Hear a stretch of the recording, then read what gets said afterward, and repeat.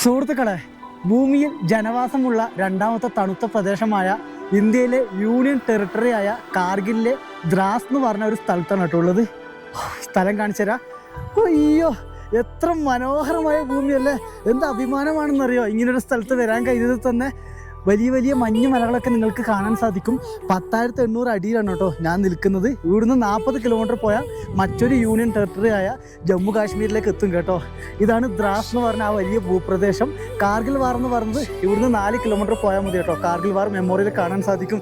സുഹൃത്തുക്കളെ, വളരെ സന്തോഷത്തിലാണ് കേട്ടോ ഇങ്ങനെയുള്ള സ്ഥലങ്ങളൊക്കെ ജീവിതത്തിൽ കാണാൻ കഴിയുന്നുണ്ടല്ലോ. നടന്നുകൊണ്ടും ലിഫ്റ്റ് അടിച്ചുമാണ് ഞാനിവിടെ എത്തിയിരിക്കുന്നത്. അങ്ങനെയാണ് എൻ്റെ യാത്രകൾ കേട്ടോ. എനിക്കൊരു യൂട്യൂബ് ചാനലുണ്ട്, ഇതേ പേര് തന്നെയാണ്. എല്ലാവരും ഒന്ന് സബ്സ്ക്രൈബ് ചെയ്യാൻ നോക്കുക. എൻ്റെ യാത്രാ വിവരണങ്ങളൊക്കെ അതിലാണ് ഞാൻ അപ്ലോഡ് ചെയ്യുന്നത്. നിങ്ങളും സഞ്ചരിക്കൂ. നമുക്ക് എല്ലാവർക്കും ഒരു ജീവിതമേ ഉള്ളൂ.